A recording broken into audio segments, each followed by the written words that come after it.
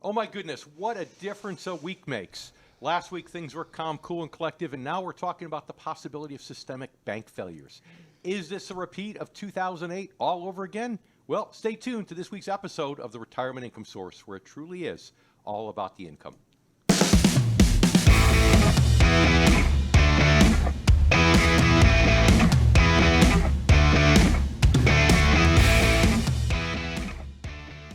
Hello and welcome to the Retirement Income Source, where it truly is all about the income. I'm David Scranton. I'm here with my good friend and co-host Sarah Samuels. And of course, we have some great news items just this past week.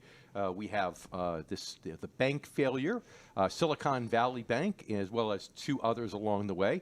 So the question is, what does that mean for your money? Should we be concerned about another financial crisis like 2008?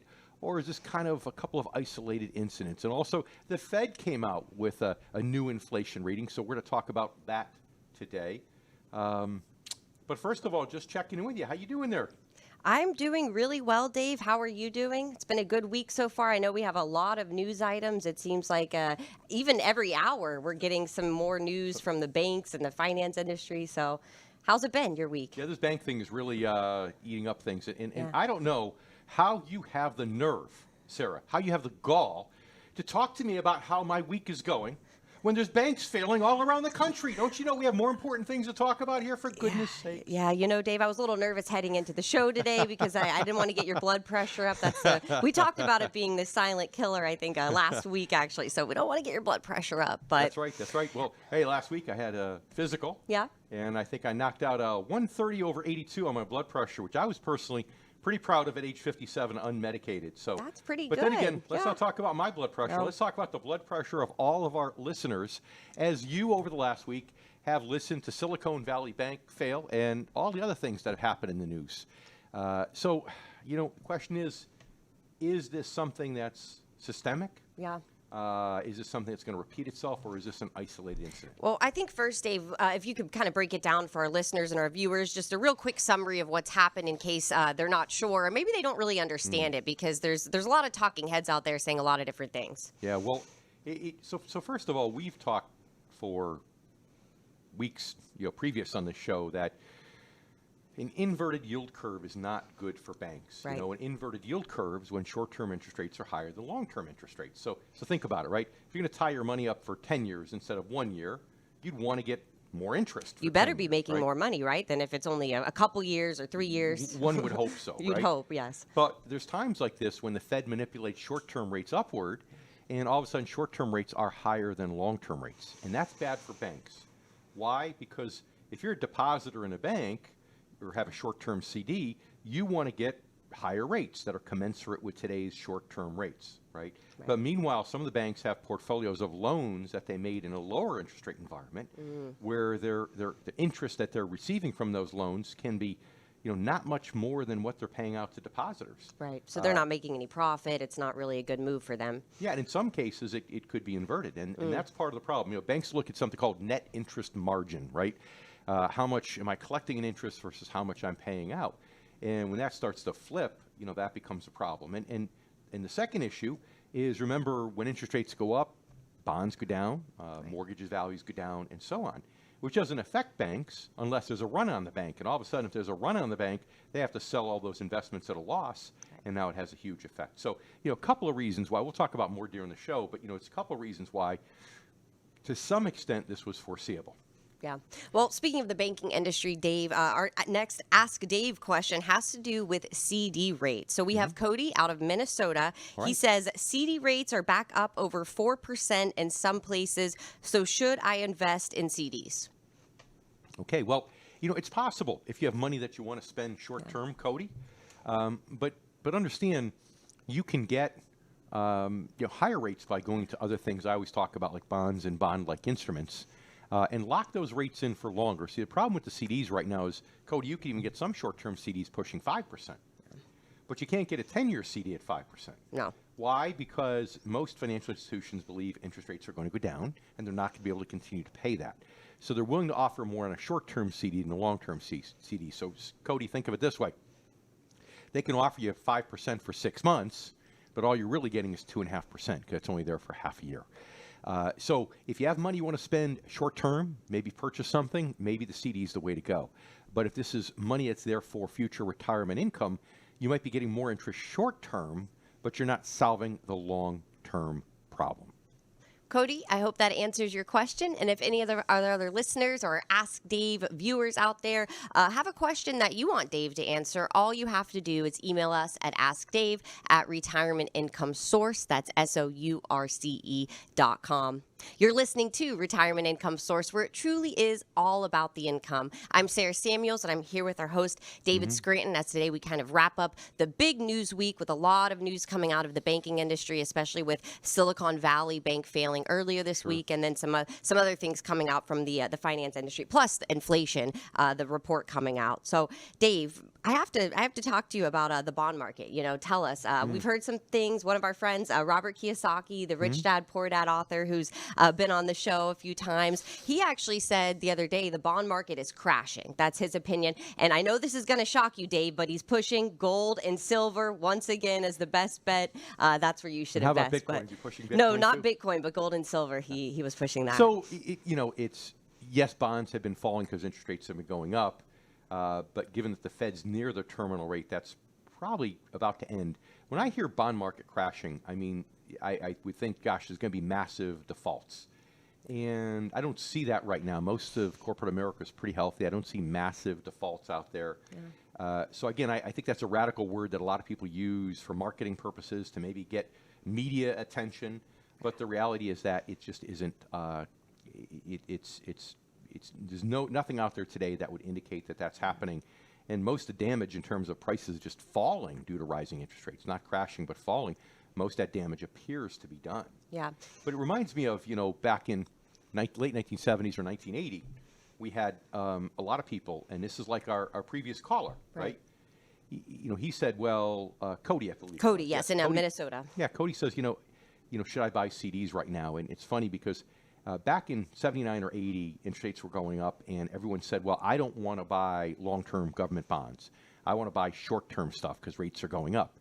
Well, in retrospect, if you'd locked in a 30-year Treasury bond rate at that point at over 10%, you'd have gotten over 10% interest for 30 years, all the way to 2010. That would have been a pretty good deal back then. That would have been great investment. So the reality is when interest rates are going up, people don't want to lock in long-term. And I think the message I was trying to give Cody was that, yeah, if you buy the CD, you're solving the problem for a year, maybe 2 years. But interest rates come back down again, as everybody seems to believe they will, and I'm one of them, is that you haven't solved it permanently. But this is a great opportunity to solve it more long-term. And don't get me wrong, this isn't like 1979 or 80 where we're going to see interest rates at 15%. I don't believe that at all. Yeah. But we have seen interest rates higher now than we've seen them in 15 or 16 years. So it is a great chance to lock in some of those higher rates if you're retired, or especially if you're close to retirement. So don't think too short-term. People did that in 79 and 80.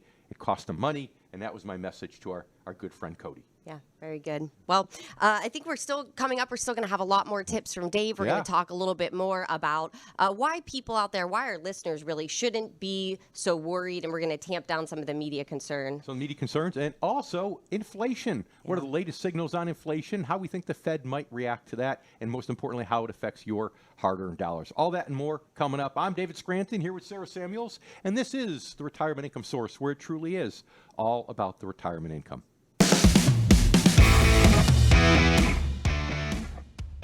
Welcome back to the Retirement Income Source, where it truly is all about your income. I'm Sarah Samuels, and I'm here with my good friend and the host of the show, David Scranton. And today we are wrapping up this week in news stories. We had a lot of big news out of the banking industry, specifically Silicon Valley Bank failing, as well as some other banks having some issues. Plus, the inflation numbers came out, and inflation is up a little bit. I believe it was 0.5% up last month. So it seems like the Fed's interest rates, what they're doing, it's having some effect, but it still remains to be seen what full effect it's going to have, Dave. Well, first of all, I mentioned my physical last week and my blood pressure reading of 130/82. So I appreciate you putting an effort this morning to keep my blood pressure down. As you mentioned, the month-over-month number of 0.5 versus the exaggerated annualized number, which includes the 11 months previous. So thank you very much for That's that. my effort to keep your blood pressure in that healthy range, Dave. I appreciate that. You're a true friend. Yes, inflation was up 0.5, which I believe, Sarah, I should remember, but I believe is about the same in January, which is interesting because it was about it the was same, up yeah. a total of 1% when you add up all the month-over-month numbers for the second half of 2022, and now it's up 1% for the first 2 months of 2023. So is that a change? Well, we don't know. I mean, part of that came because real estate. We knew there's always a lag in housing costs, right? I mean, if you have a rent, you have a lease, the landlord can't raise rates right away. They've got to wait till the lease expires and renegotiate. So we knew there's going to be a lag for housing costs to go up, and we're just starting to see that now. That's happening. So that was the biggest component in February with costs going up. So the real question is, what's the Fed going to do? Right. And what do you think the Fed is going to do, Dave? If you can get out your old crystal ball for us, dust it off. I know I ask you every show pretty much, but what do you think? Well, here's what's interesting. The banks are wanting the Fed to pause, maybe lower short-term rates, because, again, they raise short-term rates so much. The markets didn't allow long-term rates to come up because, remember, long-term rates are market-driven. Short-term rates are manipulated by the Fed. Yeah. That's why I have this inverted yield curve, and that's what's wreaking havoc with banks. And it's happening with all banks, but there are certain banks that are more susceptible than others, is really the bottom line. So they came out this past weekend and said, okay, the government came out and said, we're going to make all the depositors whole. Right. So in a de facto way, they've said the FDIC insurance isn't $250,000, it's unlimited in a de facto way, right, without saying it. Yeah. So the Fed's getting pressure, to raise rates, or to lower rates there, to raise rates with inflation. So here's my message I'd like to give to Jerome Powell. Remember your studies of history, Sarah? I know you weren't around back then when President Reagan said, Mr. Gorbachev, please tear down that wall. Remember That's right. that? Yep, I remember tear that. Tear down that wall. I remember watching documentaries about it. I'm familiar with the historical event. Do you think Fed Chairman Jerome Powell is listening? We're on dozens of stations around the country. So you think this is one of them he's listening to? I hope so. I hope so. But I think you should give him your message as if he's listening, Dave. All right. Here's my message. All right. Mr. Powell, take your hands off the controls. Take your hands off the steering wheel. Take your feet off the pedals. Stop micromanaging the economy. Stop manipulating it. This is like a race car driver, Sarah. If you're racing a car, you drive differently from if you're on a street. You go full speed as late until the latest point you can when you see the turn coming up, and then you jam on the brakes to slow down as quickly as you can to go through the turn, and then when you're at the safe point in the turn, you step on the gas as hard as you can. So you're accelerating as hard as you can through the straightaways and then braking as hard as you can before the turns. This is how you race a car. Jerome Powell thinks that our economy is a race car. It's a toy. It's not a race car. It's not a toy. You cannot manipulate it like that. You cannot step on the gas by lowering interest rates to zero, doing quantitative easing for 15, 16 years straight. Well, there's a little break in between. And then all of a sudden step on the brakes by jamming up interest rates. This isn't a racetrack. It's not a race car. And what's causing these problems is he's zigging in one direction and he's zagging in another direction, and that's causing incredible instability. So my best advice is don't listen to the inflation numbers. They're going to smooth out over time. We know the real estate prices going up is a lag, right? Yeah. So we knew that was going to happen. It's no surprise to anybody or any economist. And you knew it's going to be bad for banks. So just stop. Let it settle out for a while and see what happens. So, Mr. Powell, please take your hands off the control. All right. Well, now Dave's blood pressure's through the roof. So, Dave, I'm sorry about that. Dave's doctor. I'm sorry about that. But, Dave, I do agree, with everything you said. Unfortunately, I don't know if Jerome Powell's listening. I wish they would listen to you, because then things might be going a little bit better than they are. But a lot of people out there are worried. They're listening to the hysterical media. They're getting a little freaked out here, especially our next question. Sure. This is from Angela in North Carolina. Angela says, Dave, I'm worried about systemic failures of the bank. Should I just pull my money out of the bank entirely? Well, Angela, great question, but I wouldn't overreact here. The reality is, I was just talking about a moment ago, is first of all, the FDIC limits are up to $250. So you can have $250 in different banks. So let's say you had $2 million, you can have $250 in 8 banks. If you're married, I believe you can have $750 in each bank, if I understand the rules properly. You could have $250, your husband could have $250, you have $250 in a joint account at $750 per bank. So you can stay under the FDIC limits unless you're extremely affluent. And frankly, if the numbers are much higher than that, as I mentioned a moment ago, by promising to cover all the depositors in Silicon Valley Bank, many of which were large employers and companies with lots of assets, in a de facto way, the Fed has said, hey, we're going to back up more than just 250. Because I think the Fed knows they created this problem. So, Angela, no, I wouldn't get carried away. I wouldn't make any knee-jerk reaction at this point. Yeah. Dave, I want to ask you about your reaction to that in just a second. But Angela, thank you for sending in your question for Dave. And if any of our listeners or our viewers out there have a question, a burning question that you need Dave to answer, if you just need some reassurances from Dave, because he's a lot more reassuring than those media talking heads out there, all you need to do is email us at askdave@Retirement Income Source. That's SOURCE.com. Thank you so much for tuning in today to Retirement Income Source, where it truly is all about your income. I hope you're having a great weekend. I'm Sarah Samuels, and I'm here with my good friend Dave, who's also the host of the show. And today we're talking all about the Silicon Valley bankruptcy and really what it means for you, as well as the inflation numbers and how that trend is working out with inflation. So, Dave, I got to ask you, were you surprised at all? I think it was the Biden administration that stepped in and said, hey, don't worry, if you have over $250,000 in the bank, we're going to make you whole. Was that move surprising to you at all? Well, I think they had to do something last weekend, because if they hadn't, the reaction in the markets would have been a lot different this past week. And the markets weren't great this past week.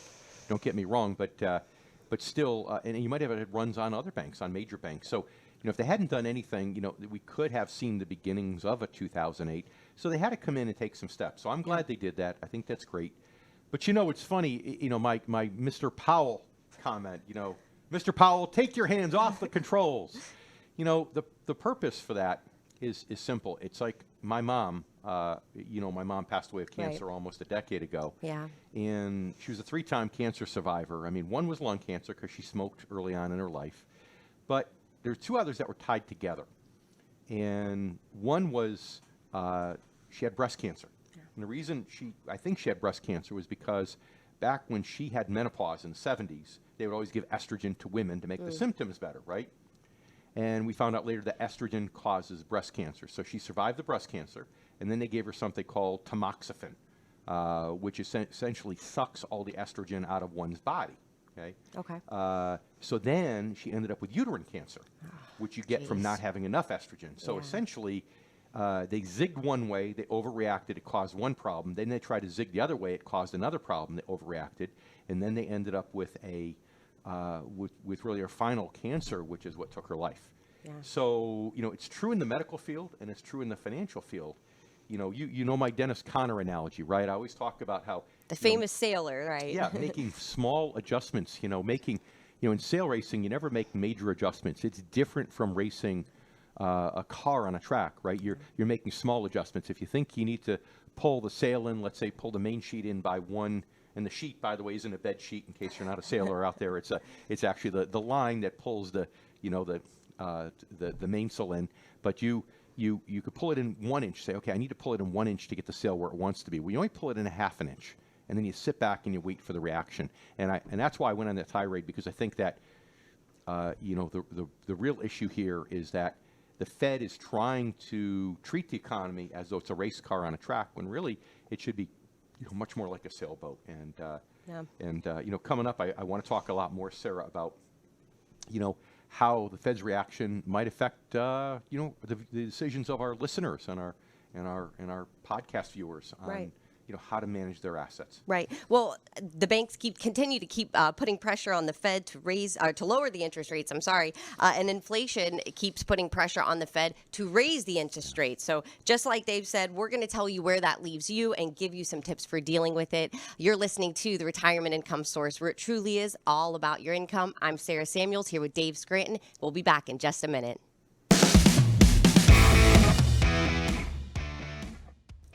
Welcome back to the Retirement Income Source, where it truly is all about your income. I'm Sarah Samuels, and I'm here with Dave Scranton, and we have a jam-packed show for you today. We've been talking all about the news coming out of the banking industry with Silicon Valley Bank failing, plus the inflation numbers for this week, what's going on there. So really right now we're gonna talk about how all of this is really affecting the markets and what you can do to help make sure that you're protected. Yeah, it's it can be a scary time if you're listening to the media and you're trying to make decisions, because, you don't want to underreact, right? There are Right. people, that reacted really quickly in 2007, at the end of 2007, when they thought maybe there was an issue, right? If you read the Big Short, the fellow Michael Burry, I guess his name was, who predicted the housing crisis and shorted it all and made a lot of money. So you can react quick. The problem is most of the time you react like that, you overreact. So, the Biden administration has come out and really made a point that they're going to shore up, again, depositors when it comes to banks. Now, that doesn't mean that banks won't be allowed to fail and go bankrupt, so shareholders can lose money. Maybe even bondholders could lose money. That's possible. But it does mean that the depositors will be protected. So they've given some sign of life there. And, I've got to think that they got out ahead of it purposely so that this isn't a systemic issue. And the issue can be solved almost immediately by jamming down short-term rates, right? So if the Fed jams down short-term rates, this isn't like 2007, 2008, where we had all these junk loans on the books. Right. And Yep. all the credit default swaps were tying together all these financial institutions, and if one failed, it was like dominoes, right? This is a different issue. This is just interest rates. If all of a sudden interest rates come down, then all the mortgages and bonds and banks' portfolios will be worth more, and they're back from a deficit into a surplus. So that helps the reserves, right? And also, if all of a sudden savings accounts are paying less, CDs are paying less, then banks are once again increase their net interest margin, and they're earning more interest than they're taking out. So, so because it's easily fixable, I guess the real message is I wouldn't overreact. I don't see this being a 2007. I wouldn't overreact here in terms of any major changes in your portfolio. Stocks. Could this cause, another 10% drop in stocks? Sure. Is it going to concern? It can concern lots of companies. Why? Because if the banks become less solvent, maybe banks that have offered revolving lines of credit to a lot of other corporations, the banks might turn off, shut down those revolving lines of credit, so now corporations don't have their line of credit that they want and need, right? Yeah. Or companies might be concerned about leaving too much money in the bank, and therefore their cash reserves would be a little bit less. So it can affect the stability of companies overall, and could affect the market. So we haven't been in a bear market now for a few months. We came out sometime during the summer. Bear market defined is down 20% from its peak. But we're just this past week, we got down there and skated with bear market territory on the S&P 500. And the reality is we could see another 10% or so drop. But should you make any major reallocations in your investments because of that? Well, no. If you're allocated for your goals and your time horizon, you shouldn't be making any major changes.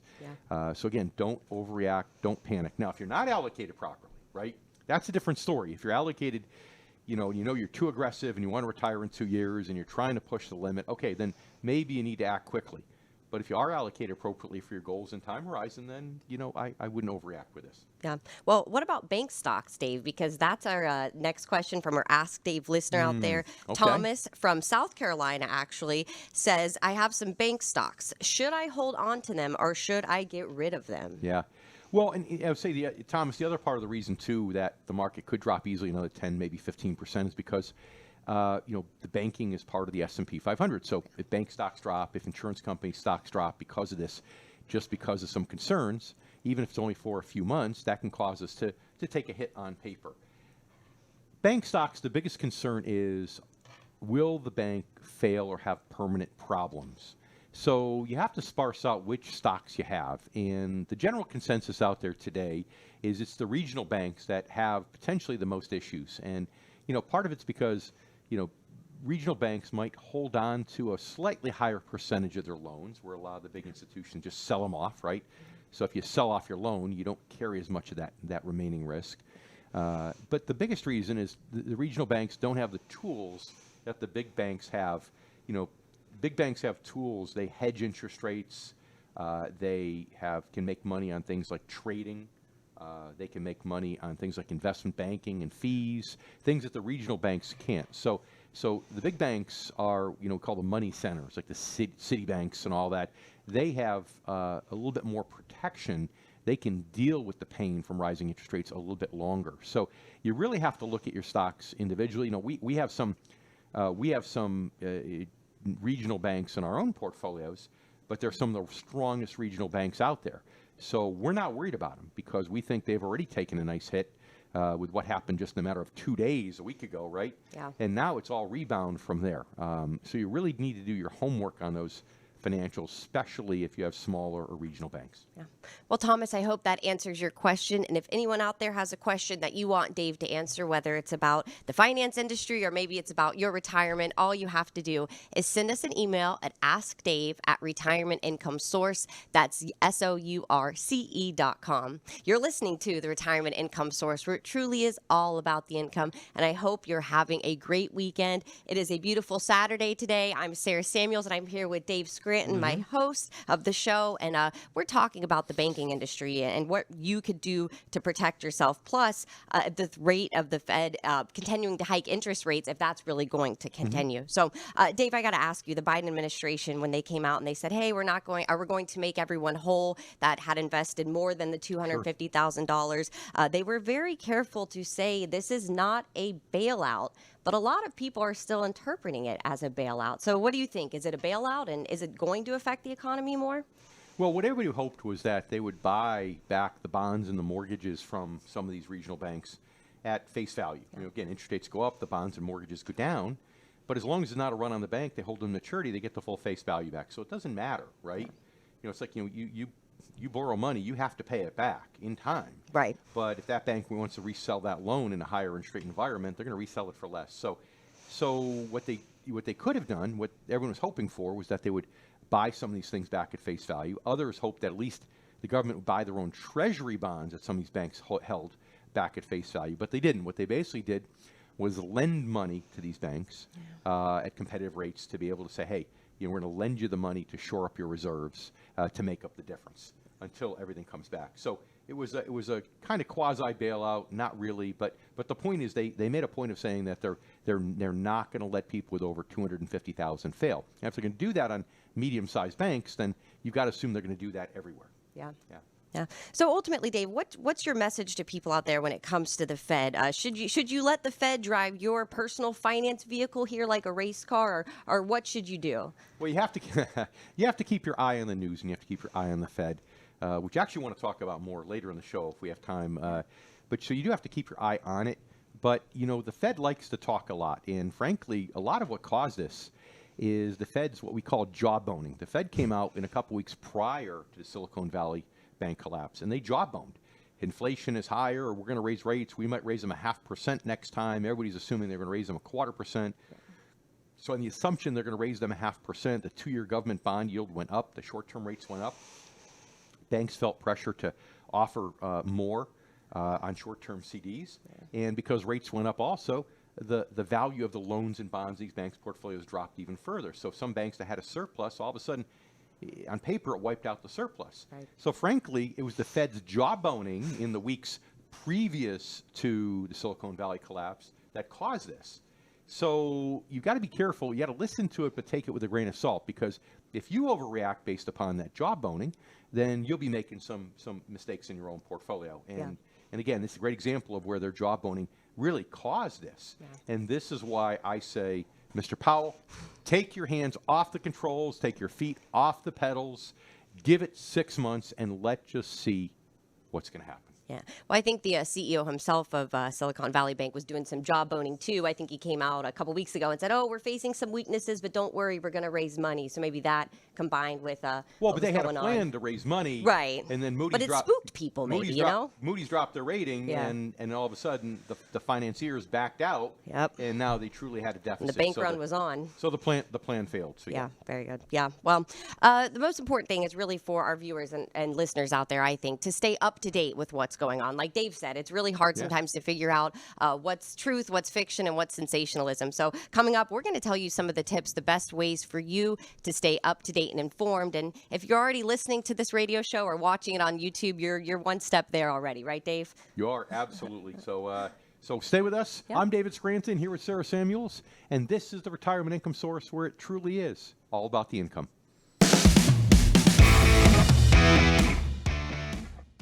And welcome back to the Retirement Income Source, where it truly is all about the retirement income. I'm David Scranton here with the lovely Sarah Samuels. And today we're trying to cover this plethora if you will, of news items that's come out over the last 5 business days or so.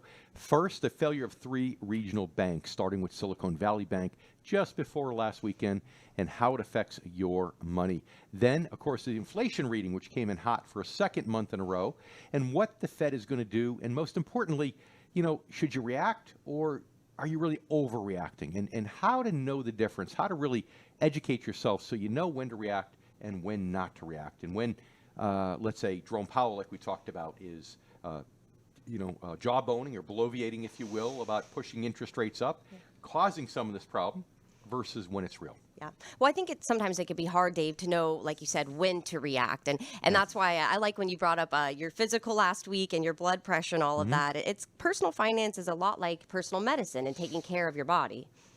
Yeah, it's we all know people who've died, sadly, because the doctors failed to treat them, right? I mean, my mom, we just talked about my mom with the double cancer survivor, the 3rd time it got her.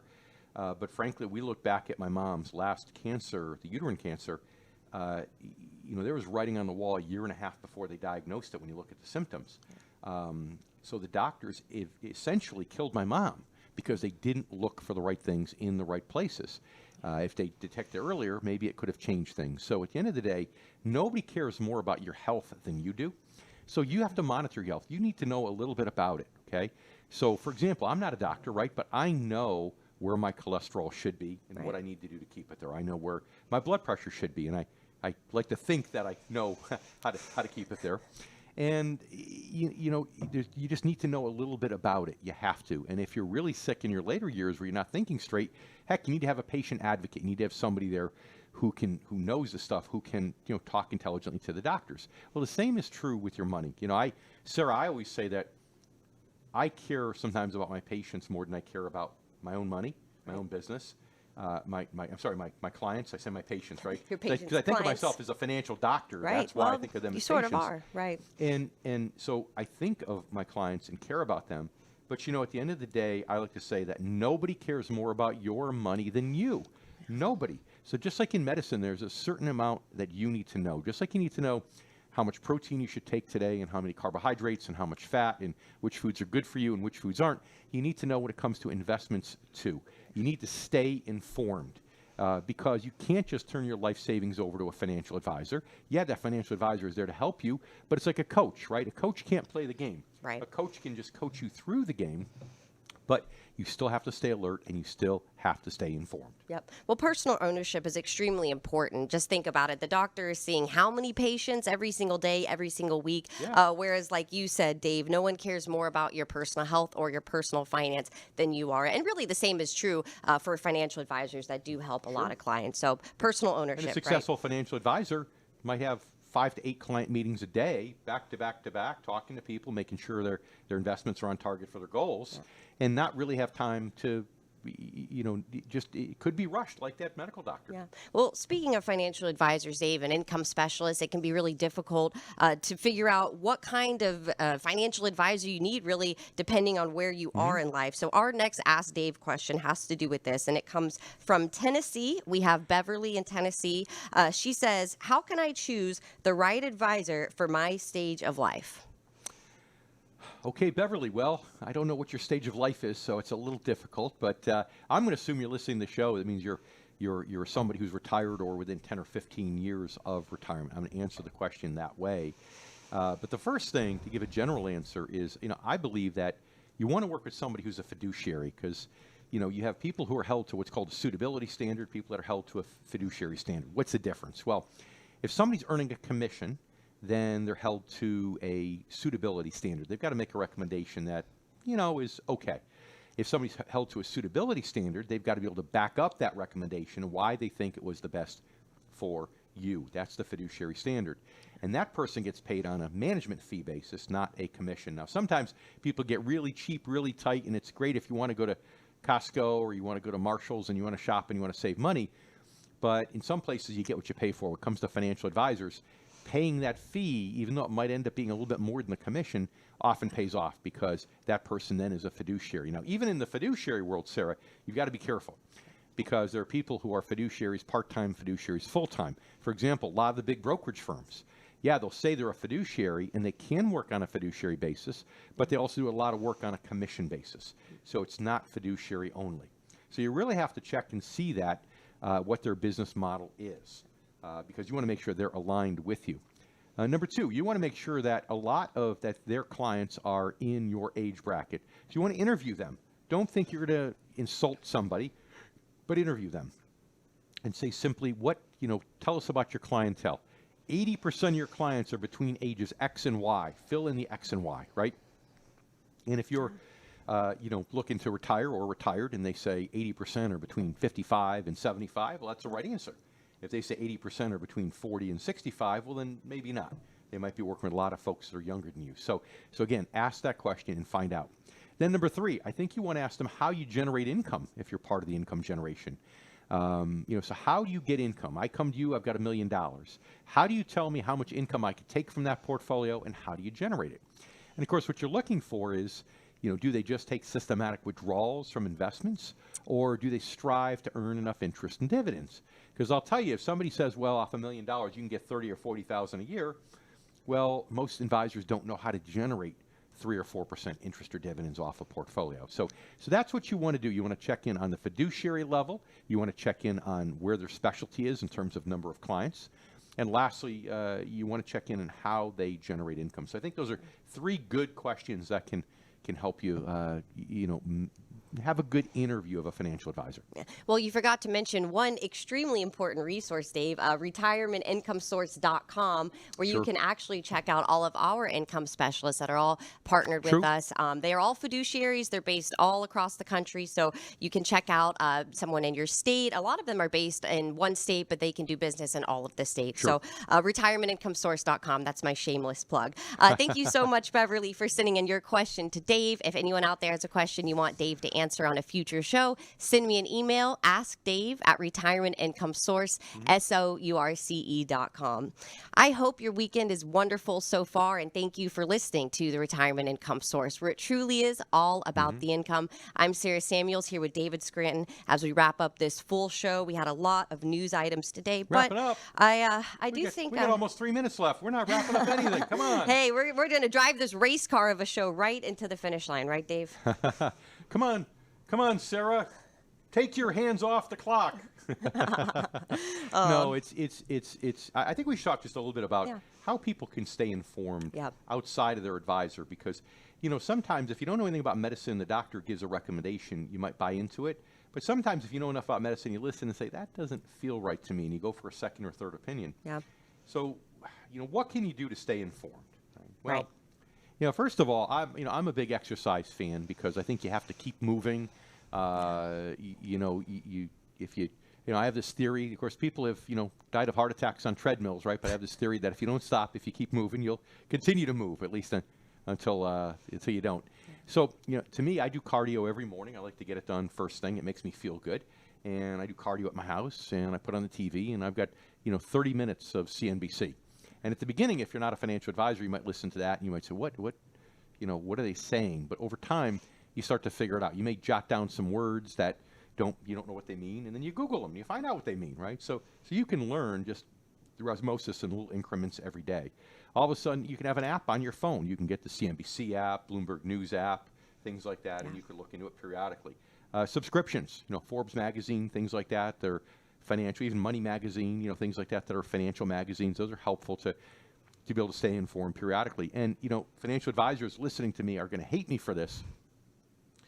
But, a lot of financial advisors will invite you to their workshops. And, they want to sell you on what they do.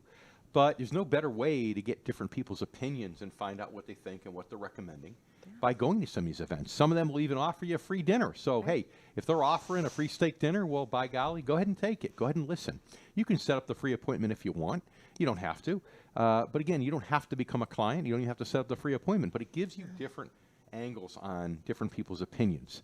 And you can go home, you can Google it. Heck, with artificial intelligence today, with ChatGPT and everything, you can even put questions in there. That's right, You can put some questions together, and it'll give you interview questions for your advisor. Yeah, put the questions in there and find out about what what the universe of advisors think about a particular topic. So again, you just have to make it your life mission to stay informed when it comes to money, just like you do with your personal health. Yep. And I think it's important too, Dave, to remember to take a deep breath, right? Like don't always buy into everything the media says. Take a deep breath and just think about it Except first. for our radio show. Except for our radio show. But we're not the media. We're here. We're doing this because we love education. Dave has a nonprofit where he does all financial education. So it's very important to Dave, and it's important to me too. So thank you so much for listening to Retirement Income Source. It's been a great show. If you want to listen to the show again or maybe even send it to your friends or family, all you need to do is go to retirementincomesourceradio.com. Listen to all of our past shows there. And yes, we'd love it if you refer us to your friends and family. But most importantly, thank you for joining us, and we look forward to being with you next week. I'm David Scranton with Sarah Samuels, and this is the Retirement Income Source, where it truly is all about the retirement income.